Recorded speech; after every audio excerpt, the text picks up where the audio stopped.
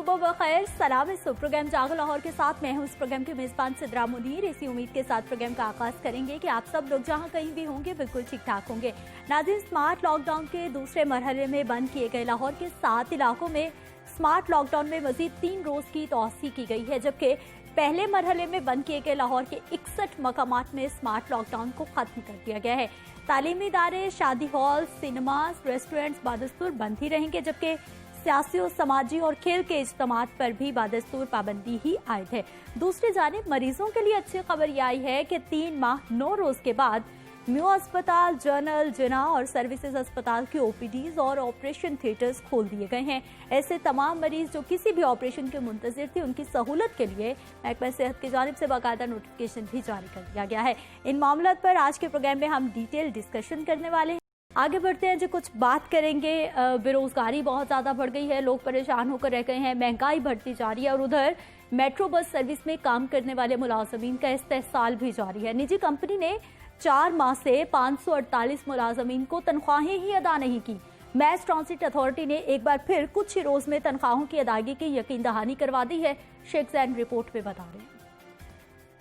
Metro bus service पर काम करने वाले मुलाजमीन माशी मुश्किलात का शिकार। मुलाजमीन को 4 माह से तनख्वाह न मिल सकी। पंजाब मैस ट्रांजिट अथॉरिटी के कॉन्ट्रैक्टर इनबॉक्स कंपनी ने 548 मुलाजमीन को तनख्वाहें अदा न की। कोरोना वायरस के बायस लॉकडाउन में भी मेट्रो बस मुलाजमीन से काम करवाया गया, लेकिन उन्हें तनख्वाह न दी गई। इनबॉक्स कंपनी के 548 मुलाजमीन मेट्रो बस पर टिकटिंग स्टाफ के तौर पर काम कर रहे हैं। मुलाजमीन को मार्च से जून तक तनख्वाहों की अदायगी न की जा सकी। जराये का कहना है कि तनख्वाहों की मद में 4 करोड़ 16 लाख 48 हजार रुपए अदा नहीं किए गए, जिस पर मेट्रो बस के मुलाजमीन ने सिटीजन्स पोर्टल पर भी शिकायत दर्ज करवाईं। GM operations mass transit authority का कहना है कि हुकूमत की जानिब से मेट्रो बस को सब्सिडी नहीं दी जा रही। इनबॉक्स कंपनी के कुछ पैसे अथॉरिटी के जिम्मे वाजिबुल अदा हैं। फंड्स के इजरा के बाद मुलाजमीन को तनख्वाहें अदा की जाएंगी। कैमरा टीम के साथ शेख जैनुल आबिदीन, लाहौर न्यूज। नाज़रीन, रिपोर्ट आपने देखी है। यकीनी तौर पर मैस ट्रांजिट अथॉरिटी की जानिब से वादा तो कर लिया गया है मुलाजमीन से कि तनख्वाहें जल्द अदा कर दी जाएंगी। अब देखते हैं कि ये वादा किस हद तक वफा हो पाता है। नाज़रीन, गुज़िश्ता एक रोज पीछे जाएं तो बादल आए, बरसे चले गए, लेकिन बहुत सारे मसाइल शहर में छोड़ गए हैं। बारिश से शहर की सबसे बड़ी सब्जी मंडी बादामी बाग में कचरा और गंदगी के ढेर लग गए। निकासी आपका इंतजाम ना होने पर ताफुन फैलने लगा है, जबकि इंतजामिया ने चुप साध ली है। रिपोर्ट देखते हैं। बारिश के बाद सब्जी मंडी बादामी बाग की हालत अबतर। जगह जगह कीचड़ और गंदगी के ढेर, ताफुन फैलने लगा। इंतजामिया सफाई सुथराई के इंतजामात करने के बजाय गायब हो गई। सब्जी मंडी में मवेशियों की भी आजादाना नकलो हरकत। गंदगी के ढेर से खरीदार और दुकानदार अजियत का शिकार। सब्जियों की हिफाजत सेहत के असूलों के खिलाफ खरीदो फरोख्त जारी। सब्जी मंडी में आए शहरी इंतजामिया पर बरस पड़े, बोले बारिश ने मंडी को कचरा कुंडी बना दिया। इंतजामिया सफाई करना ही भूल गई। सब्जियों के साथ बीमारियां खरीद कर ले जा रहे हैं। ये हम सब्जी यहाँ पर से नहीं लेकर जाते, बल्कि बीमारियों की शक्ल में हर लाहौर में हर घर में जा रही है सब्जी। सारी मंडी गंद में पड़ी हुई है। कोई जितने बड़ी आड़ती हैं इतने टैक्स देते हैं, कोई पूछने वाला नहीं, ऊपर से नीचे उतरते नहीं, गाड़ी में आते हैं, गाड़ी में घर जल जाते हैं। ये तो ताफुन एक अजीब बीमारी है, तो मजबूरी के टाइम हमें आना पड़ता है कि सामान लेने के लिए, वरना बंदा कभी भी नहीं। जो यहाँ बदबू का जो हाल है यहाँ पे। अंजुमन ताजरान सब्जी मंडी बादामी बाग का कहना है कि मानसून से कबल इंतजामिया ने निकासी आब और सफाई सुथराई के लिए कोई लाहे अमल नहीं बनाया। बारिशों के मौसम में सूरत हाल मजीद खराब हो सकती है। कैमरामैन राना उमैर के साथ अब्दुल कादिर मदनी, लाहौर न्यूज। ऐसे रिपोर्ट आपने देखी। यहाँ पर वक्त एक शॉर्ट ब्रेक का, हमारे साथ रहिए।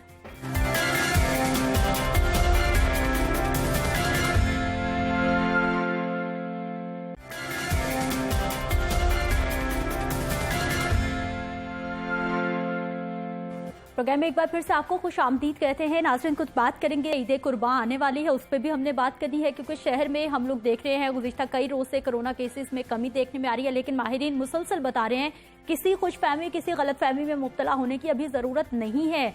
उसके वार अभी तक कोरोना के जारी हैं। ऐसे में ईद उल अजहा भी करीब है और कोरोना के होते हुए जानवरों की कुर्बानी से मुतालिक हुकूमत वक्त को यकीनी तौर पर एक बड़े चैलेंज का सामना होगा। हालात को मद्देनजर रखते हुए कोरोना एडवाइजरी ग्रुप ने फैसला किया है कि मवेशी मंडियां ईद से चंद रोज कबल लगेंगी और शहर से काफी दूर लगाई जाएंगी।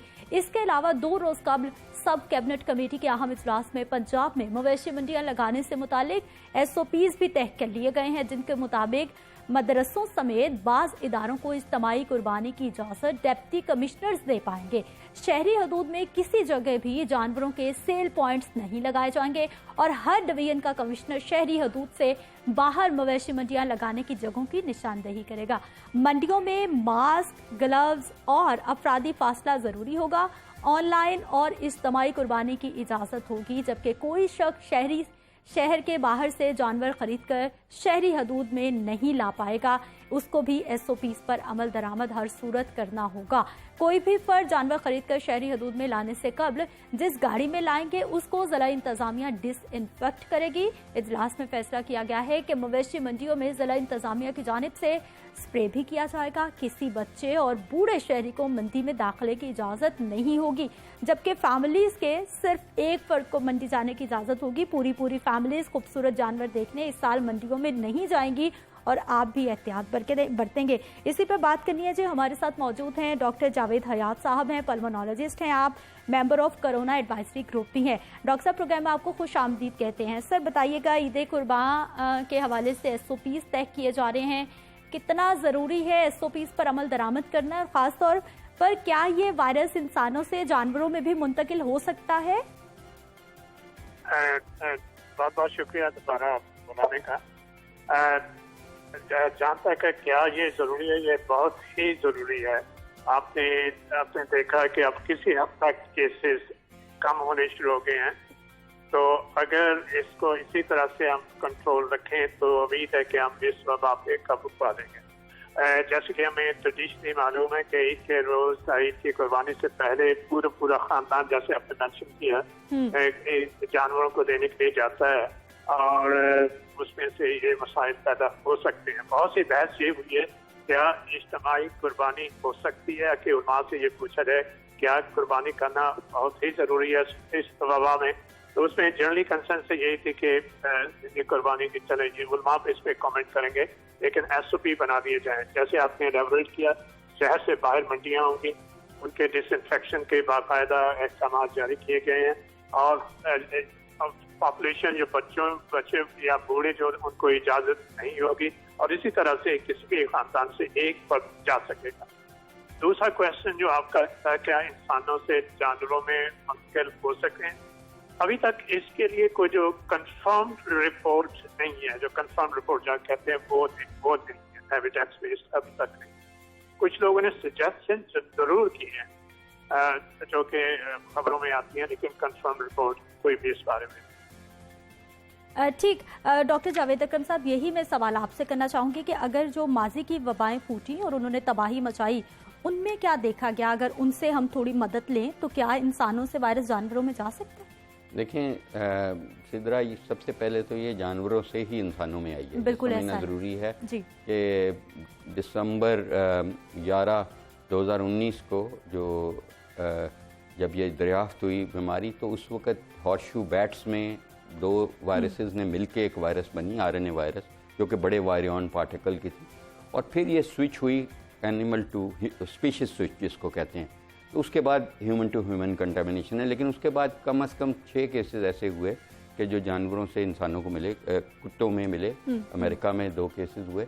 लेकिन मैं समझता हूँ कि वो एक एस्पेक्ट है। दूसरा एस्पेक्ट है, जब बहुत सारे लोग जानवरों को हाथ लगाएंगे तो उसकी खाल पे डेफिनेटली ये वायरस रह सकेगी और हर कोई उसको टच करना चाहता है। और आपने ये बहुत अच्छे SOPs दिए, लेकिन मैं ये समझता हूँ कि हमारे पास ये कैपेसिटी नहीं है, हमारी डिस्ट्रिक्ट एडमिनिस्ट्रेशन के पास कैपेसिटी नहीं है कि इम्प्लीमेंट। कानून बढ़ जाते हैं, इम्प्लीमेंट ये इट इज़ टू विशफुल। जो आप कह रहे हैं ये यूँ लगता था मुझे कि ये कोई अमेरिकन या किसी यूरोपियन कंट्री के SOPs हैं जो फॉलो होंगे, यहाँ ऐसा कुछ नहीं होने वाला।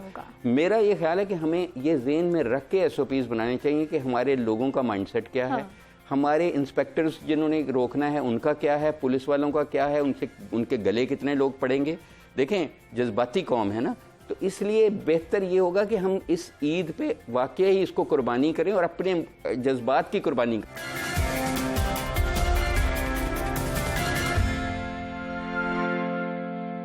प्रोग्राम में एक बार फिर से आपको खुश आमदीद कहते हैं। नाज़रीन, कुछ बात करेंगे, ईद कुर्बान आने वाली है, उस पर भी हमने बात करनी है, क्योंकि शहर में हम लोग देख रहे हैं गुज़िश्ता कई रोज़ से कोरोना केसेस में कमी देखने में आ रही है, लेकिन माहिरीन मुसलसल बता रहे हैं किसी खुशफहमी, किसी गलतफहमी में मुब्तला होने की अभी ज़रूरत नहीं है। उसके वार अभी तक कोरोना के जारी हैं। ऐसे में ईद उल अज़हा भी करीब है और कोरोना के होते हुए जानवरों की कुर्बानी से मुतालिक हुकूमत वक्त को यकीनी तौर पर एक बड़े चैलेंज का सामना होगा। हालात को मद्देनजर रखते हुए कोरोना एडवाइजरी ग्रुप ने फैसला किया है कि मवेशी मंडियां ईद से चंद रोज कबल लगेंगी और शहर से काफी दूर लगाई जाएंगी।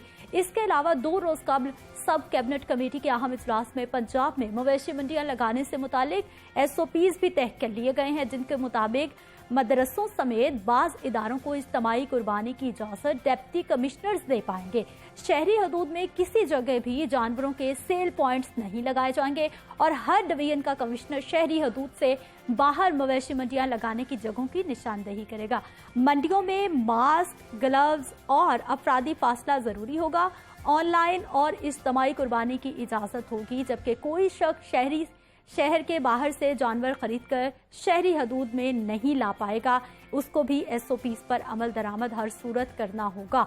कोई भी फर्द जानवर खरीदकर शहरी हदूद में लाने से कबल जिस गाड़ी में लाएंगे उसको जिला इंतजामिया डिसइंफेक्ट करेगी। इजलास में फैसला किया गया है कि मवेशी मंडियों में जिला इंतजामिया की जानिब से स्प्रे भी किया जाएगा। किसी बच्चे और बूढ़े शहरी को मंडी में दाखिले की इजाजत नहीं होगी, जबकि फैमिलीज के सिर्फ एक फर्द को मंडी जाने की इजाजत होगी। पूरी फैमिलीज खूबसूरत जानवर देखने इस साल मंडियों में नहीं जाएंगी और आप भी एहतियात बरतेंगे। इसी पर बात करनी है जी। हमारे साथ मौजूद हैं डॉक्टर जावेद हयात साहब हैं, पल्मोनोलॉजिस्ट हैं आप, member of corona advisory group भी हैं। डॉक्टर साहब, प्रोग्राम में आपको खुश आमदीद कहते हैं। सर बताइएगा, ईद कुर्बान के हवाले से SOPs तय किए जा रहे हैं, कितना ज़रूरी है SOPs पर अमल दरामद करना, और ख़ास तौर पर क्या ये वायरस इंसानों से जानवरों में भी मुंतकिल हो सकता है?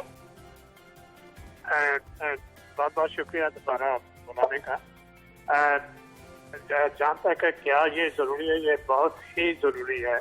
आपने देखा कि अब किसी हद तक केसेस कम होने शुरू हो गए हैं, तो अगर इसको इसी तरह से हम कंट्रोल रखें तो उम्मीद है कि हम इस वबा पे काबू पा लेंगे। जैसे कि हमें ट्रेडिशनली मालूम है कि ईद के रोज ईद की कुर्बानी से पहले पूरा खानदान, जैसे आपने मेंशन किया, जानवरों को देने के लिए जाता है और उसमें से ये मसाइल पैदा हो सकते हैं। बहुत सी बहस ये हुई है क्या इज्तिमाई कुर्बानी हो सकती है, कि उलमा से ये पूछा जाए क्या कुर्बानी करना बहुत ही ज़रूरी है इस वबा में। तो उसमें जनरली कंसर्न से यही थी कि ये कुर्बानी की चलेगी, उलमा पे इस पर कमेंट करेंगे, लेकिन SOP बना दिए जाएं। जैसे आपने एलेबोरेट किया, शहर से बाहर मंडियाँ होंगी, उनके डिसइंफेक्शन के बाकायदा अहकाम जारी किए गए हैं और पॉपुलेशन जो बच्चे या बूढ़े जो उनको इजाज़त नहीं होगी और इसी तरह से किसी भी खानदान से एक पर जा सकेगा।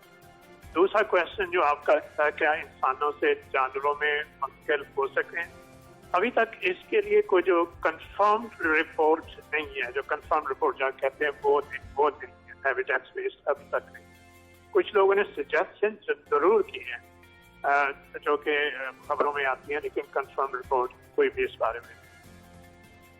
ठीक, डॉक्टर जावेद अकरम साहब, यही मैं सवाल आपसे करना चाहूँगी कि अगर जो माजी की वबाएं फूटी और उन्होंने तबाही मचाई, उनमें क्या देखा गया? अगर उनसे हम थोड़ी मदद लें तो क्या इंसानों से वायरस जानवरों में जा सकता है? देखें सिद्रा, सबसे पहले तो ये जानवरों से ही इंसानों में आई है। बिल्कुल समझना ज़रूरी है कि दिसंबर 11, 2019 को जब ये दरियाफ्त हुई बीमारी, तो उस वक़्त हॉर्सशू बैट्स में 2 वायरसेस ने मिलके एक वायरस बनी, RNA वायरस, जो कि बड़े वायरियन पार्टिकल की थी। और फिर ये स्विच हुई एनिमल टू स्पीशीज स्विच जिसको कहते हैं, तो उसके बाद ह्यूमन टू ह्यूमन कंटामिनेशन है। लेकिन उसके बाद कम से कम 6 केसेस ऐसे हुए कि जो जानवरों से इंसानों को मिले, कुत्तों में मिले। अमेरिका में 2 केसेस हुए।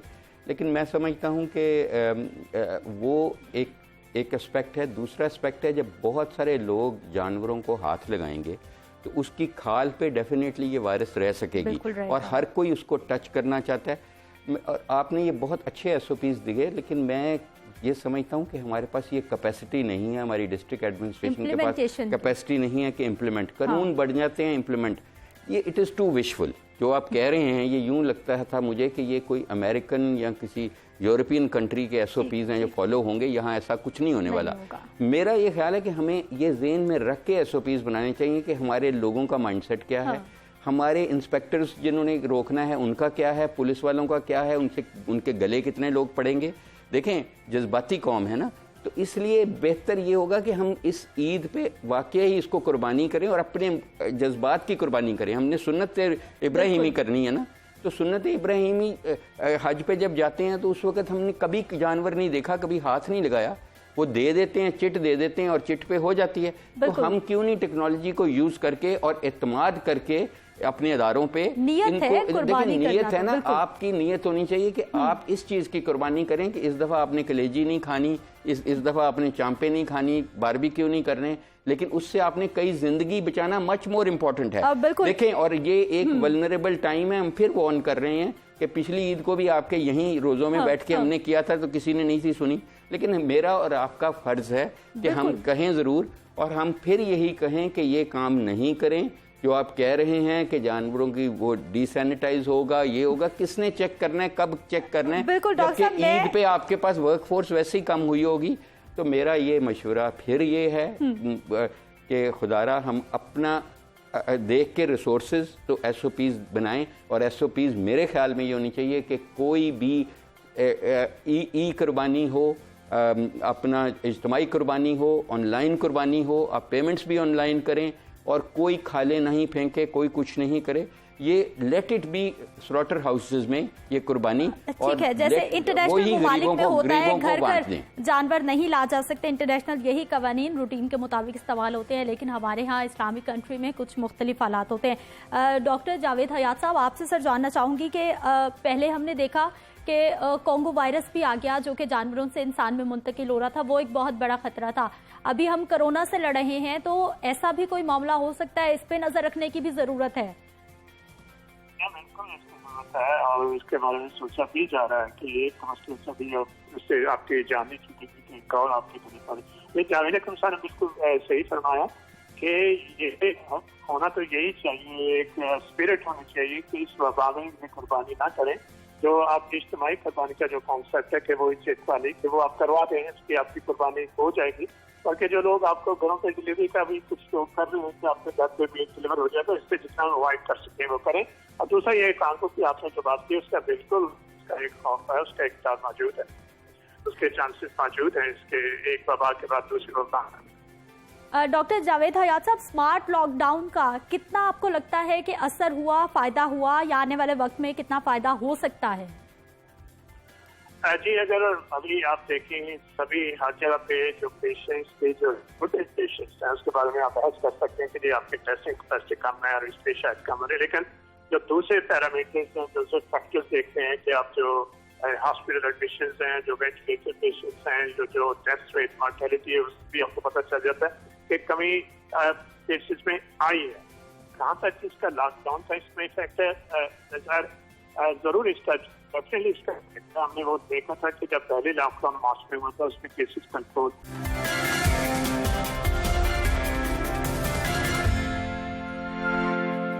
प्रोग्राम में एक बार फिर से आपको खुश आमदीद कहते हैं। नाजरीन, कोरोना वायरस की वबाई सूरत हाल है ही, लेकिन बहुत सारे ऐसे लोग हैं जिन्होंने इस वक्त को बेहतरीन अंदाज में इस्तेमाल किया है, अपनी बहुत सारी ऐसी आदत को छोड़ दिया है जिससे वो जान छुड़वाना चाहते थे, अपने बहुत सारे ऐसे काम किए हैं जो कि अपनी मसरूफ जिंदगी में वो नहीं कर पाए थे। यानी ये वो लोग हैं जिन्होंने इस टाइम को अपने लिए सूदमंद करार दिया और अपने लिए फायदे का बाइस बनाया। लेकिन एक बड़ी तादाद उन लोगों की है जिनकी जिंदगियां दरहम बरहम होकर रह गई हैं। सोने के कोई टाइम नहीं है, खाने के कोई टाइम नहीं है, बच्चों को बिगाड़ कर रख दिया है।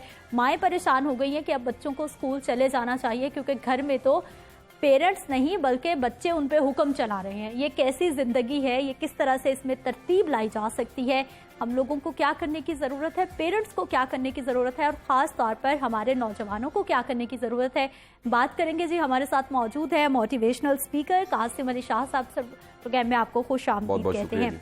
सर, कुछ लोग बड़ा अच्छा फ़ायदा उठाया, जिनमें से एक यकीनी तौर पर आप भी हैं, आपने लास्ट टाइम भी शेयर किया था, लेकिन बड़ी तादाद है जिनकी ज़िंदगी बेतरतीब होकर रह गई। देखिए, मैं क्योंकि इससे पहले भी इस तरह के मौज़ूआत पे बहुत से प्रोग्राम कर चुका हूँ, तो मेरी कुछ बातें वो तमाम डॉक्टर्स की तरह बड़ी मिलती जुलती होंगी जी, लेकिन कुछ बातें मैं चाहूँगा कि वो काबिल गौर बने। उसमें सबसे पहली बात यह है कि दुनिया में जब कभी भी पेंडेमिक आया या कोई क्राइसिस कहीं शुरू होता है, तो सबसे पहले हम सब पे लाजिम होता है ये समझना कि हमें इसे कबूल करना है, हमें इसे एक्सेप्ट करना है। जितनी देर हम डिनाइल स्टेट पे रहते हैं, रद्द करते रहते हैं और ये सोचते रहते हैं कि चंद दिन बाद ये खत्म होना और दुनिया वैसी की वैसी वापस आ जाएगी जैसे पहले थी, तो उसका नुकसान ये होता है कि हम उस डिनाई करने की वजह से कोई प्रेपरेशन नहीं करते। इस सारे के सारे सिनेरियो में जो लॉकडाउन हुआ और लॉकडाउन के बाद जो तमाम चीज़ें हमें भुगतनी पड़ी हैं, इनको कबूल करके किसी ने भी अगर कबूल किया और कबूल करने के बाद कोई स्ट्रेटजी बनाई है, उसकी ज़िंदगी बड़ी आसान हो गई है। और स्ट्रेटजी बनाने में सबसे अहम चीज़ ये है कि आप अपनी तरजीहात का तयन कर लें। ये बड़ा बेहतरीन वक्त था जिसमें गौर खोज करके ढूंढा जा सकता था कि आपकी तरजीह अव्वल पे क्या है, आपकी तरजीह दोयम क्या है और तरजीह सोयम क्या है, यानी कि ऑनवर्ड आपकी प्रायोरिटीज़ क्या हैं। अगर आप अपनी प्रायोरिटीज़ की तलाश करें तो आप बड़े आराम से ये ढूंढ लेंगे कि मेरी सेहत बड़ी ज़रूरी है, मेरी फैमिली बड़ी ज़रूरी है और सबसे बढ़ के मेरा बका बड़ा ज़रूरी है। मैंने ज़िंदा रहना है, मैंने महफूज रहना है, मैंने एहतियात के साथ ज़िंदगी गुजारनी है। उसके बाद फिर आपकी माशी सरगर्मियाँ भी साथ ही साथ में आ जाती हैं। अब हुआ ये कि बड़ी दुनिया ने अपनी प्रायोरिटीज़ वैसे सेट नहीं की। वो समझ रहे थे कि जैसे ही ये कोविड का सारा सीज़न ख़त्म होगा और पेंडेमिक थोड़ा कंट्रोल होगा तो उसी तरह से दुनिया में वापस मिल जाएगी। आप जाके देखिए, लाहौर के बेशुमार ऐसे प्लाजाज हैं जिनमें ऑफिस खाली हो गए। मैं चंद दिन पहले का मेरा एक मुशाहिदा है कि मुझे कुछ फर्नीचर खरीदना था ऑफिस का, और मैंने जब अपनी टीम से कहा तो उन्होंने कहा कि सर बेशुमार दफातर का फर्नीचर जो बड़ा कम इस्तेमाल हुआ है और थोड़ा इस्तेमाल हुआ है वो बिकने को लगा हुआ है और वो थोड़े दामों पे, बड़े थोड़े पैसों पे वो बेचने को तैयार है। उसकी वजह ये कि उनको रेंट पड़ रहा है। बड़ी दुकानें, बड़े ऑफिस, बड़े प्लाजे और बड़ी जगह जो हैं वो इस वक्त खाली पड़ी हैं क्योंकि किराया देने वाले के पास किराया नहीं है और मालिक मकान किराया मांग रहा है। अब इसमें आप अगर तरजीहात का तयन कर लें, पहला काम जो है तरजीहात के तयन के बाद आपकी जिंदगी बड़ी आसान हो जाती है, क्योंकि जिंदगी में आपके पास 3 चीजें जो आपने खर्चनी है। उसमें पहली चीज आपका वक्त है, दूसरी चीज वक्त के बाद आपकी तवानाई है और तीसरी चीज रिसोर्सेज है। आप तीनों को लगाना कहां पर है वो अपनी तरजीहात पे लगाइए। अच्छा कासिम साहब, ये जो आप बात कर रहे हैं ना तरजीहात की, यकीनी तौर पर सेट होनी चाहिए कि आपको पता होना चाहिए करना क्या है, लेकिन आगाज कैसे करें? हमारे यहाँ तो ये होता है रात को खूब प्लानिंग होती है कि सुबह उठते ही ये होना है, लेकिन सुबह जो आपने टाइम सेट किया होता है कि मैंने 8 बजे 6 बजे या नमाज फजर के टाइम उठना था, पहला तो आप वहीं पे वो जाते हो, आंख खुलती है अच्छा नहीं आज नहीं, दोपहर से शुरू करते हैं या रात से या फिर अगले दिन से शुरू करते हैं। ये एक बहुत बड़ा प्रॉब्लम। देखिए, इसकी बहुत बड़ी वजह यह है कि लोगों में कमिटमेंट नहीं होता, फिर उनके पास जो उनकी तरजीहात हैं वो भी क्लियर नहीं होती। ठीक, आपकी क्लैरिटी, आपका कमिटमेंट, आपका किसी चीज को बड़ा अहम समझना वो आपको उठा देता है। ऐसे तो वो बड़ा ही एक क्लासिकल सा एक मैसेज है जो कभी हमारे व्हाट्सएपों पे प्लॉट करता था कि ख्वाब वो नहीं होते जो आप नींद के में खुली आंखों से देखते हैं, ख्वाब वो होते हैं जो आपको उठा देते हैं। बिल्कुल। तो आपकी जिंदगी में अगर कोई टारगेट्स है, कोई तरजीहात है, कोई अहम चीजें हैं, वो फिर बिस्तर से आपको उठा देती हैं, फिर वो दफ्तर तक भी लाती हैं, वो काम तक भी लाती हैं, वो मीडिया तक भी आपको लेकर आ जाती हैं। अच्छा कासिम साहब, ये बताइए कि बच्चों ने सोशल मीडिया का इस्तेमाल, इवन के नौजवानों ने, बच्चों ने, पहले मुझे ये बताइए कि आप पबजी खेलते हैं या आपके बच्चे घर में कोई खेलता है गेम? अच्छा, पबजी मैं वैसे उसको सिर्फ नाम ही सुना मैंने, और मेरे बच्चे भी नहीं खेलते। ठीक, चले आप खुशकिस्मत तरीन इंसान है अगर आपके बच्चे इस लत से दूर हैं, क्योंकि ये गेम ऐसी मोहलिक बन चुकी है, लोगों के पूरे घर तबाह होकर रह गए हैं, सिर्फ पबजी सारा दिन वो ऑनलाइन खेलते रहते हैं। आप देखिए कि एडिक्शन, पबजी तो पता नहीं क्या होगी, लेकिन अगर एडिक्शन आपको सिर्फ मोबाइल फोन की है और वो इतनी सी है कि आपने उसको बार बार चेक करना है, आपकी जिंदगी मुश्किल हो जाएगी। मैं क्योंकि कह लीजिए जिस तरह आप तजदीद करते हैं, आप कुछ चीज़ों को रिन्यू करते हैं, तो एक चीज़ मैं बड़ा अरसा से मीडिया में कह रहा हूँ और मैं खुद इसकी तजदीद करता रहता हूँ, और वो ये चीज़ है कि मैं खुद भी अपने सेल फोन को ऑफिस टाइम में अब यूज करने लग पड़ा हूं। पहले नहीं था ऐसे, मैं मतलब ना चाहते थोड़ा सा इसकी जो हदूद थी वो डिफाइन नहीं थी, वो आगे चली जाती थी। यानी कि आप इसको लेकर घर आए हैं और उसके बाद बच्चे आपकी तरफ देखने लग पड़े और वो आपको शर्मिंदा करना चाह रहे हैं। वो आपको कह रहे हैं कि अब्बा जी आप जरा ख्याल करें, आप हमारे वालिद भी हैं, आपका दफ्तर है, आप ट्रेनर होंगे, स्पीकर होंगे, मुकर्रर होंगे, टीवी पे जाते होंगे, लेकिन हमारा भी कोई वक्त है। तो मैंने ये किया कि चंद दिन पहले अपने जो बड़े अहम मेरे व्हाट्सएप ग्रुप थे उनमें मैंने अर्जी पेश की कि मुझे इजाजत दे दीजिए, मैं रिप्लाई नहीं कर सकता, क्योंकि अगर आप मुझे रिप्लाई का कहेंगे तो मैं कोई सर्विस प्रोवाइडर नहीं हूँ, ना मैं इसके कोई चार्जेस ले रहा हूँ। मेरी ये जिम्मेदारी जरूर है, लेकिन ये मेरा काम है, ये मेरा सब कुछ नहीं है। तो मैंने 5 बजे के टाइम पे अपने सेल को बंद करना शुरू कर दिया। अब उससे क्या हुआ, बड़ी अहम चीज है, चंद दिन बड़ी कोफत हुई, 3 दिन कोफत होगी, उसके बाद आप वो जो आप स्टिक आप हुए, विल पावर से स्टिक हुए, वो आपकी रूटीन में शामिल हो जाएगा और आपके पास क्वालिटी का टाइम बचने लग पड़ेगा। एक ऐसा बंदा जिसने मुतालिया करना है, एक ऐसा बंदा जिसने गौर खोज करना है, एक ऐसा बंदा जो नेक्स्ट डे तैयारी के बगैर नहीं गुजार सकता, बगैर तैयारी के वो दिन नहीं गुजार सकता, एक ऐसा बंदा जो कहीं ना कहीं नए कामों को ढूंढता है, नए वेंचर्स को ट्राई करता है और अपना दी बेस्ट देता है। उसको तन्हाई भी चाहिए, उसको अकेला भी बैठना है, उसको फैमिली को भी टाइम देना है। और मेरे तमाम सुनने वाले इस वक्त जिनके बुजुर्ग हयात हैं, मैं समझता हूं इससे बड़ी नेमत कोई नहीं है कि आप अपने बुजुर्गों को वक्त दे सकें। आप अपने वालिद साहब के पास चुप करके बैठ जाएं, आप वालदा के साथ थोड़ी देर बैठें, गपशप लगाएं और उठ जाएं। ये भी एक काम है, ये कोई छोटा काम नहीं है, इसका सवाब तो है ही है, लेकिन आपको अंदाजा नहीं है ये आपकी कितनी खूबसूरत याद बनती है और उनकी कितनी खूबसूरत याद बनती है। मैं ये समझता हूं कि बूढ़े वालदैन को जहां हम बेहतरीन दवाइयां ला के दे रहे होते हैं, अगर हम अपनी कंपनी भी देने लग पड़े तो उनको शफा मिलने लग पड़े। और हमें हमारे अंदर की भी जो बेशुमार तरह की कह लीजिए मसाइल हैं, वो नफ्सियाती हैं, रूहानी हैं या जिस्मानी है, वालदैन का वजूद वो एक अच्छे इंसान के लिए शफा का बायस ही होता है। यानी अगर उसका ताल्लुक ठीक है, बाद लोगों ने अपने माँ बाप से ताल्लुक बिगाड़े होते हैं, तो आपके पास अगर आपने रूटीन सेट की है और स्ट्रिक्टली उसको फॉलो करने लग पड़े हैं तो फिर आपकी जिंदगी ज्यादा बेहतर हो जाती है। अच्छा कासिम शाह साहब, आपने जैसे बात की है प्रोग्राम के आगाज में कि हमें तरजीहात सेट करनी है, हमने ऐसे ख्वाब देखने हैं जो हमें उठने पे मजबूर कर दे, ऐसे हमारे ऑब्जेक्टिव, हमारे मकसद होने चाहिए। हमारे यहाँ बहुत सारे ऐसे लोग हैं जो कि एक बड़ी अच्छी ज़िंदगी गुजार रहे हैं, फाइनेंशियली स्ट्रांग हैं, घर में सुकून है, सारा कुछ है, लेकिन उसके बावजूद दिल में सुकून नहीं है, परेशान हैं वो, उनको खुद भी नहीं पता कि ज़िंदगी में ऐसी कौन सी कमी है या क्या तरजीहात सेट करें। उनको लगता है हमारे पास सब कुछ तो है। मैं आपको एक छोटा सा वाकया सुनाना चाहूंगा जो मैंने तो यकीनन कहीं व्हाट्सएप पे पढ़ा है उसको, लेकिन मुझे फैसिनेट बड़ा किया वो उन्होंने लिखा कि 1960 में जो तुर्की में किसी शहर में जो पागल थे सारे, एक कह लीजिए जो पागलों का पूरा हॉस्पिटल था, वहां पर पागल लड़ के छूट गए और वो गलियों में फिरने लग पड़े। तो इनकी तादाद तकरीबन 432 थी और 432 जो पागल थे वो सड़कों पे अजीब अजीब हरकतें कर रहे हैं और पूरे शहर में वावेला मचा रहे हैं। अब समझ ना आए करना क्या है, तो अस्पताल की इंतजामिया ने एक बड़ा अजीब काम किया। उन्होंने क्या किया, उन्होंने हॉस्पिटल की इंतजामिया खुद उन्होंने विसल्स ली, सीटी ली और खुद तरतीब बना के एक लाइन लगा के और पूरे शहर में चिक चिक करके सीटी मार के चलना शुरू कर दिया। और वो उन्होंने कहा, थोड़ी देर में देखा कि वो जो तादाद थी वो पीछे लाइन में लगनी शुरू हो गए लोग। और वो करते करते उसके बाद जब हॉस्पिटल जो पागल खाना था वहां वापस पहुंचे और उन्होंने बंदों को टोटल किया तो उनकी तादाद 650 थी। सही। जाने वाले 432 थे और आने वाले तो तकरीबन 220 मजीद भी ऐड हो चुके थे।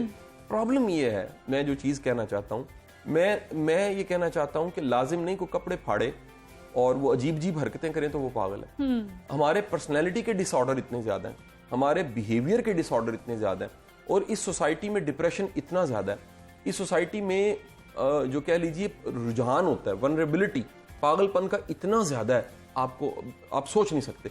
आप सड़कों पे देखिए, आपका वास्ता पड़ेगा, आप हैरान होंगे। आपने किसी का कुछ नहीं बिगाड़ा, वो आपको लड़ने को तैयार हो जाएगा। आप कईयों पे नेकी करेंगे, आप हैरान होंगे, वो दे आर थैंकलेस। आप लोगों के मूड स्विंग्स को आम देखेंगे कि आज ये शुक्रगुजार है और कल ये लानतान करने लग पड़ा। ये इतना ज्यादा बढ़ गया है इस माशरे में और मैं कहता हूं कि एक गवर्नमेंट को किसी टाइम पे ये इमरजेंसी लानी पड़ेगी। ये अभी मैं कह रहा हूं कि इस समाज में लोगों की ज़हनी हालतों को एड्रेस करने का कोई अच्छा सोर्स नहीं। यानी ये समाज एक तो पागल बनाता है, पागल को मजीद पागल कर देता है और जो ज़हनी सुकून के जराए हैं वो इस माशरे में बिल्कुल नहीं है। लाइक मिसाल ले लीजिए, कुछ बातों की मिसाल दे देता हूँ।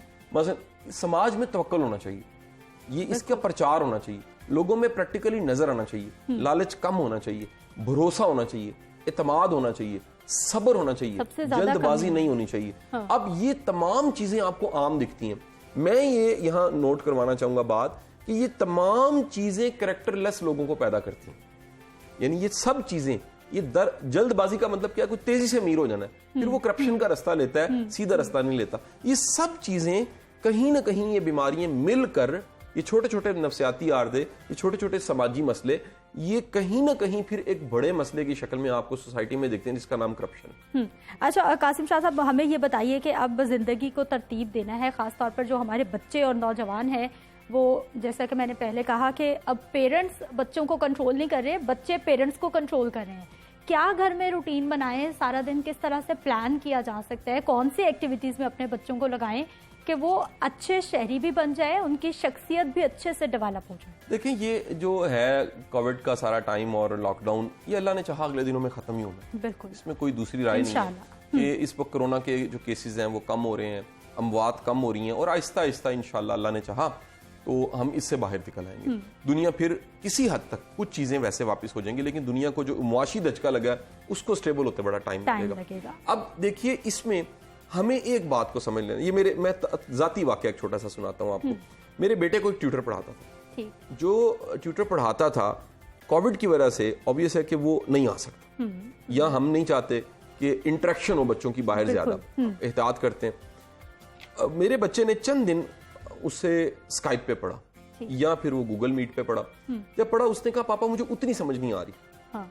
अच्छा, मैंने उसे एक बात कही, और ये मैं सब बच्चों को बात कहना चाहता हूँ, वालिदैन को बात कहना चाहता हूँ कि देखें, जो इस वक्त सहारा मौजूद है उसको आप ले लें, और जितना अवेलेबल है उतना ले लें। अच्छा, आगे हालात अच्छे होंगे तो सब चीजें ठीक हो जाएंगी। आप एक्यूरेट वैसा जैसे क्लासरूम में पढ़ाया जा सकता था वैसे नहीं पढ़ा जा सकता। आप जो अवेलेबल है, वो स्काइप है, वो जूम है, वो ये गैजेट्स के जरिए पढ़ाया जा रहा है, ये ऑनलाइन पढ़ाया जा रहा है, व्हाट्सएप ग्रुप्स के जरिए पढ़ाया जा रहा है, वो लेसन्स नोट करवाए जा रहे हैं। कम अज कम बाकायदगी से अपने बच्चों को बिठाएं जरूर कि आपने पढ़ना है। ठीक, यानी इसमें किसी टीचर का, किसी सिस्टम का कोई कसूर नहीं है, क्योंकि ऑनलाइन हर बंदे को पढ़ाना नहीं आता। हम लोग तैयार ही नहीं थे, हमने पिछला प्रोग्राम इस पे किया कि हम तैयार ही नहीं थे कि ऑनलाइन पढ़ाना कैसे। अब अगर हमें इससे पढ़ना पड़ रहा है तो हमें बजाय कि बिठाई रखें और वो कुछ ना करें, वेले बैठे रहें, नखट्टू हो जाएं, उससे बेहतर है कुछ ना कुछ काम जरूर दें। वो पढ़ाई हो, वो जिम्मेदारी हो, वो सफाई सुथराई हो। यहाँ पर ये भी ऐड करना चाहूंगा, चंद दिन पहले मेरा लेक्चर बड़ा वायरल हुआ कि वो हमने बकायदा रिसर्च ढूंढी, गूगल पे भी पड़ी हुई है। इंडियाना यूनिवर्सिटी ने एक रिसर्च पब्लिश की है, जो रिसर्च ये बताती है कि वो घर जो साफ सुथरे होते हैं वो खुशहाल भी ज्यादा जल्दी होते हैं, वो ग्रो भी ज्यादा करते हैं। यानी अगर आप छोटा या बड़ा घर नहीं होता, जितना नीट एंड क्लीन, साफ सुथरा और तहजीब वाला घर होता है, उतना ज्यादा वो खुशहाल होता है, उतना ज्यादा ग्रो करता है। कासिम साहब, माजरत के साथ, लेकिन ये जो आपने बात की है ना, यकीनी तौर पर घर आपका साफ होगा, सारी चीजें सलीके से, एक पूरा आपका मैसेज जाता है कि ये कैसी फैमिली है, कितनी वेल बैलेंस्ड है, किस तरह से ये अच्छी जिंदगी गुजार रहे हैं। कहीं जो दुनिया में मॉडर्न मॉलेज है, जो जहनी आर्जों और मरीजों को डील करते हैं, वो मरीज को कहते हैं कि इलाज हम बाद में करेंगे, पहले सफाई सुथराई शुरू कर दो, आसपास का माहौल बहुत अच्छा, नहाना शुरू करो, तुम मेंटेन करना शुरू करो, तुम शेव करो। आपको बड़ी मजे की बात बताऊं, ये हम वो लोग जो प्रोफेशनल हैं, आपकी जॉब मीडिया पे है, मैं पढ़ाता हूँ या मैं मीडिया पे भी आता हूँ, हमें रोज तैयार होना पड़ता है। आप नोट करें, ये जो रोज तैयार होना है ना, ये बंदे को हेल्दी रखता है, ये बड़ी अहम चीज है। जब भी आप एक खास वक्त पे उठ के नाश्ता करके अपने काम की सीट पे आके बैठ जाते हैं, आगे काम ज्यादा है कि नहीं है, हम कहते हैं आइडियल हो सारा कुछ, आइडियल नहीं होते दिन, आपके दिन एक जैसे नहीं हो सकते, लेकिन रोज तैयार होके अपने काम की जगह पे आना, रूटीन सेट, ये रूटीन आपको हेल्दी करती है। यानी अगर किसी की रूटीन हेल्दी है, वो हेल्दी रहता है। आप रूटीन अनहेल्दी कर दीजिए, वो उसकी अपनी जिंदगी पे अनहेल्दी हो जाएगी और उसकी नफ्सियात पे खासकर बड़ा बुरा असर पड़ता है। स्क्रीन टाइम बहुत ज्यादा बढ़ गया है, होना चाहिए नहीं होना चाहिए, बीइंग अ मोटिवेशनल स्पीकर क्या समझते हैं आप? अच्छा, अगर सवाल मुझे करें मैं कितना टीवी देखता हूँ, तो शायद मैं ना होने के बराबर देखता हूँ टीवी। ठीक, मैं बड़ा कम ऐसा होता है कि मैंने टीवी लगाया और मैंने थोड़ी देर टीवी देख लिया, और वो भी बड़ा जरूरी खबरों के लिए और जरूरी इतला के लिए। ठीक, अच्छा, ये आदत है। आदत इसलिए है कि आपके पास असल में करने को काम कोई नहीं होता, तो इजी असेसर रिमोट कंट्रोल सामने टीवी लगा हुआ है, ये इजी असेसर इंटरनेट का कनेक्शन है और मोबाइल आपका चल रहा है। जब तक आप कोई हेल्दी एक्टिविटीज ऐड नहीं करते, लाइक रीडिंग ऐड नहीं करते, लाइक चले टीवी देखने को अच्छी डॉक्यूमेंट्री मूवी देख लें, कोई नेटफ्लिक्स से कोई डाउनलोड करें अच्छी मूवी देख लें, आप लर्न करें, आपको सीखें, आपकी कोई रिसर्च हो, आप डेली कुछ तलाश करें, तब तक आपकी जिंदगी में बेहतरी नहीं आ सकती। अच्छा, कोई भी अगर हम बुरी आदत छोड़ना चाहते हैं या फिर कोई अच्छी आदत अपनाना चाहते हैं, ज्यादा मुश्किल काम कौन सा है? मेरा ख्याल है कि किसी बुरी आदत को अपनी जिंदगी से निकालना उतना ही मुश्किल है जितना शायद अपनी स्किन उतारना। इतना मुश्किल है, आसान काम नहीं है। क्यों? आपको पता है आदत का जो दूसरा नाम है हाँ। वो है फितरत सानिया। एक है फितरत, एक है फितरत सानिया। फितरत सानिया का मतलब यह है कि कोई चीज आपकी सेकंड नेचर बन चुकी है, वो इतनी पक्की हो चुकी है, इतनी पुख्ता हो चुकी है कि अब अलग करना बड़ा मुश्किल है। हाँ। अब उसकी आपको मैं तरीका बता देता हूँ सादा सा। कोई भी ऐसी आदत जो आप में मौजूद है और आपको खत्म करनी है, तो पहले आपको रियलाइज करना कि ये आदत गलत है, एक्सेप्ट करना चाहिए, नहीं रियलाइज करना, ठीक ये समझना है कि ये आदत गलत है। बेसिकली मतलब गुस्सा करने की आदत। आपको जब समझ आ गई कि ये मुझे आदत है और इस आदत की वजह से मैं गुस्सा करता हूँ, इतना गुस्सा करने की जरूरत नहीं होती, या किसी को आदत है शक करने की, वो उस आदत की वजह से शक करता है, तो पहला काम क्या हो गया? रियलाइज करना। या किसी को मोबाइल इस्तेमाल करने की आदत पड़ चुकी है, तो पहला काम क्या हो गया? ये गलत है।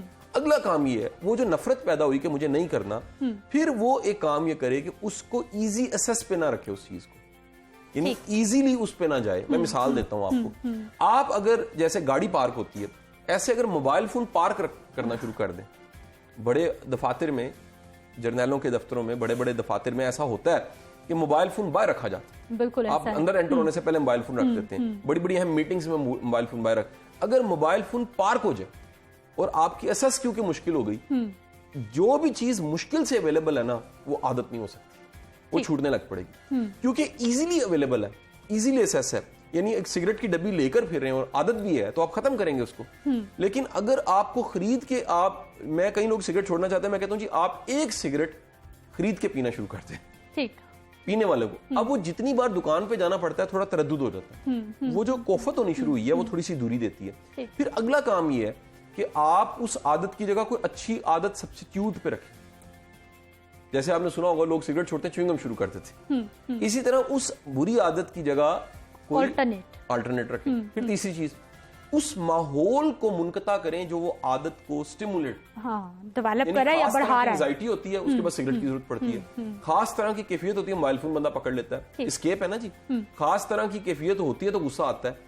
आप उस माहौल को अपने साथ नथी ना करें, डिस्कनेक्ट करें। तो ये एक सादा सादा अवामी बातें कर रहा हूं, जो यानी मैं टिपिकल कहूं द एटॉमिक हैबिट से, या मैं कहूं जी द पावर ऑफ हैबिट से, या मैं कहूं जी स्टीफन गोयस की द मिनी हैबिट से। ये मुश्किल बातें मैंने नहीं उस किताबों से की, सादा सी मैंने बातें कह दी हैं कि इस तरह से आप आदतों को, बाकी कोई भी काम आप कुछ दिन तक मखसूस वक्त में तवातुर के साथ करते रहें तो आदत का हिस्सा बन जाए। अच्छा शाह साहब, ये आपने बड़ी अच्छी बातें की हैं कि किस तरह से आप ऑल्टरनेट ले सकते हैं, आप आहिस्ता आहिस्ता छोड़ सकते हैं अपनी आदत को। रियलाइज करना, हमारे यहाँ तो लोगों को, मैं तो यही सोच रही होती हूँ कि शायद हमें एहसास भी नहीं होता कि हम कुछ गलत कर रहे हैं, और अगर कोई दूसरा बंदा एहसास दिलाने की कोशिश कर रहा है, और कोई एक बंदा नहीं, आपके घर वाले भी हो सकते हैं, मुसलसल आपके बहन भाई, आपके पेरेंट्स आपको बता रहे हैं कि बच्चे आप ये गलत कर रहे हो, इसको अच्छा कर लो, हम उल्टा उन पे हाइपर होते हैं, हम उन पे गुस्सा करते हैं कि भाई आप नहीं बता सकते हमें। मैं यहाँ पर आपको एक रवायत सुनाना चाहूँगा, एक तारीख की। मैंने भी इसको कहीं किताबों में पढ़ा है। एक दफ़ा एक शख्स हज़रत अली करम वजह के पास पेश हुआ और उसने कहा कि जी मेरा सवाल ये है, मेरे बच्चे हैं, वो जवान हो गए, मैंने उनकी शादियाँ करनी है, तो मैं कैसी औरत तलाश करूँ? और आपने कहा, पहला जुमला जो आपने कहा कि जी सब औरतें अच्छी होती हैं। उसने कहा लेकिन मैं अपने बच्चों के लिए जो तलाश करूं अच्छी बीवी की शक्ल में और अच्छी बहू की शक्ल में, वो कौन हो? तो आपने कहा कि औरत में जो कुछ हो खैर है, एक गलती उसमें बस ना हो। उसने कहा जी वो क्या? उसने कहा जी वो बेवकूफ ना हो। तो उन्होंने कहा जी मुझे कैसे पता लगेगा कि वो बेवकूफ है? तो जनाब ने फरमाया, आपने कहा कि बेवकूफ औरत पहले बोलती है, बाद में समझती है, उसकी समझने की जो सलाहियत है वो सल्ब हुई होती है। वो पंजाब में कहते हैं अपनी मारी जाती है, अपनी मारी जाती है। माजरत के साथ ये बहुत ज्यादा बोलने वालों को भी आपने एक पैगाम दे दिया। समझदार औरत है, उसकी निशानी ये है कि वो पहले चीजों को समझती है, उसके बाद रिस्पॉन्स करती है। तो ये जो मैंने मिसाल दी है, ये इसलिए दी है कि आपको बड़ी दुनिया ऐसी मिलेगी जो अंडरस्टैंड करने को तैयार ही नहीं है, अच्छा, है। वो अंडरस्टैंडिंग उनकी इतनी बुरी हालत में है, यानी ये सलाहियत की अंडरस्टैंड करना है, वो ये भूल ही चुके हैं कि अंडरस्टैंड करना है। बहुत जब आप शुक्रिया अंडरस्टैंड करने वाले नहीं है तो फिर किसी सिचुएशन से निकलना बड़ा मुश्किल, बहुत मुश्किल हो जाएगा। बहुत शुक्रिया कासिम अली शाह साहब, आप हमारे साथ मौजूद रहे और बता दिया है कि जितना ज्यादा आप बोलेंगे, बिना सोचे समझे बोले जाएंगे तो समझे आप अपने लिए उतने ही मसाइल पैदा करते जा रहे हैं। इसलिए पहले तोलिए फिर बोलिए। मुझे आपने इजाजत देनी है। कल सुबह 9:05 पर मेरी आपसे फिर से मुलाकात होगी। अपना ख्याल रखिएगा। अल्लाह निगहबान।